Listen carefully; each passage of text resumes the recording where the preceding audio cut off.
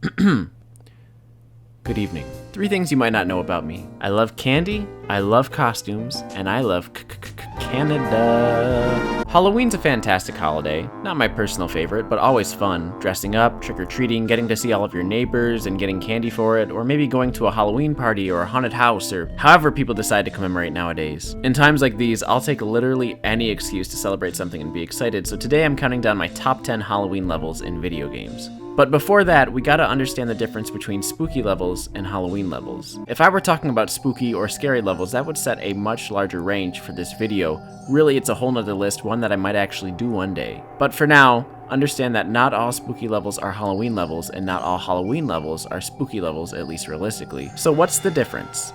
This guy.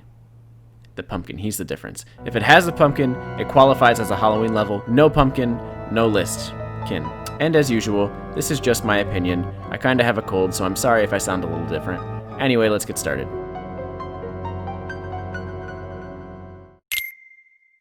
The very first Kingdom Hearts game was like a dream. We get to explore the worlds of Disney, and the Final Fantasy characters join too? Woo! Thinking about how popular the films are, a lot of the worlds featured make sense. The Little Mermaid, Tarzan, lions, the Great Lions, the Lion Pack. Oh my god, what is the movie called? The Lion King. It's called The Lion King. I am really stupid. Now, if I had to predict which films would be featured, The Nightmare Before Christmas would not have been one of them.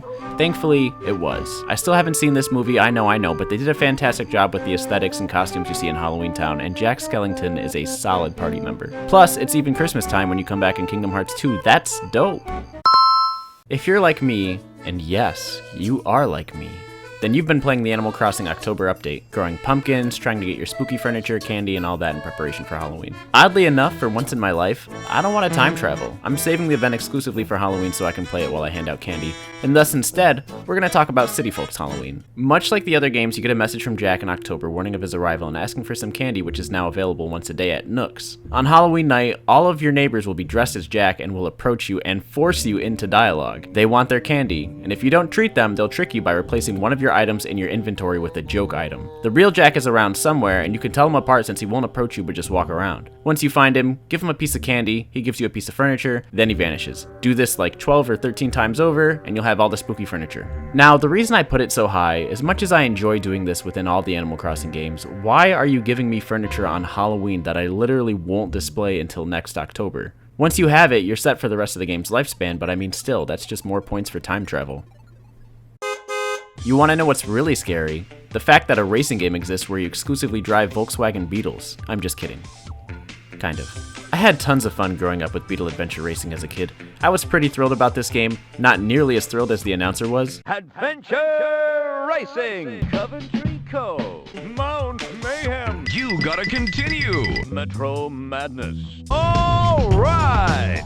Sunset Sand! But by the time you pull up to Wicked Woods, you've seen it all. The final track of this game is set in a foresty town complete with a dragon, a cathedral, and some giant Jackie L's.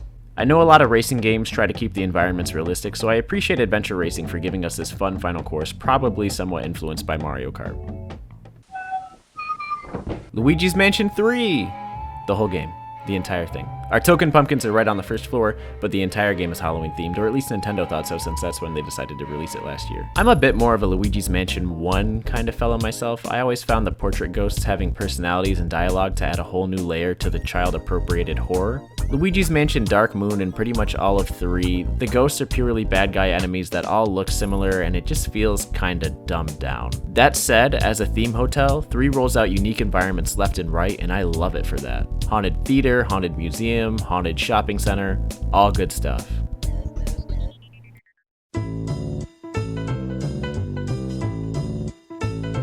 You know me, the ranking freak Voyan, and we're at Pumpkin Hill. You ready? 90% of Pumpkin Hill's greatness is the music, which I feel I have now tainted. The other 10% is flying around his knuckles. That's really all I have to say. I mean, it's named Pumpkin Hill, it kind of speaks for itself. I played Bully for the first time ever this year. Aside from the sometimes laughably programmed AI, it was a pretty fun game, and honestly, I see a lot of it coming up in relevance today. Oh, I see you've met the dorm's mascot. Ladies and gentlemen, I give you Femboy. One of the earlier missions has you go out on Halloween night with your friend Gestapo fucking Gary over here, and you get to freely cause chaos as all the authorities are away. This is pretty much the only time in the game where you can do whatever you'd like to whoever you'd like with zero consequences, and if you ask me, that's where Rockstar Games really shine. The decorations and other kids' costumes are also nicely done, plus there's plenty of pumpkins to find and destroy hidden all over the school grounds.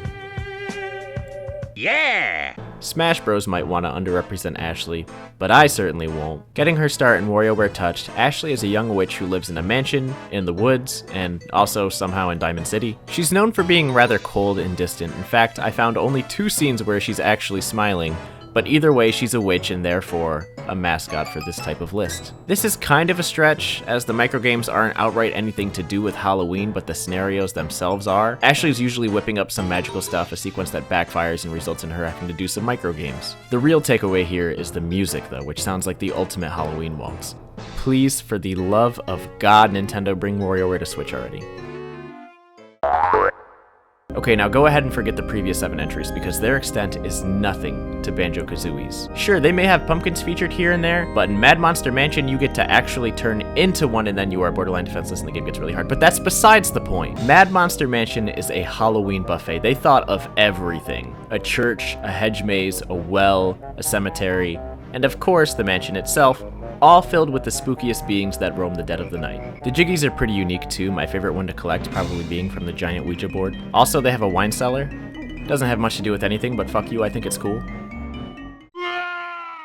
Throughout life, you will make many decisions between one thing or another. As a child, I had to choose whether or not I wanted long-lasting, meaningful friendships or to be an absolute baller in Mario Party. Guess which one I chose.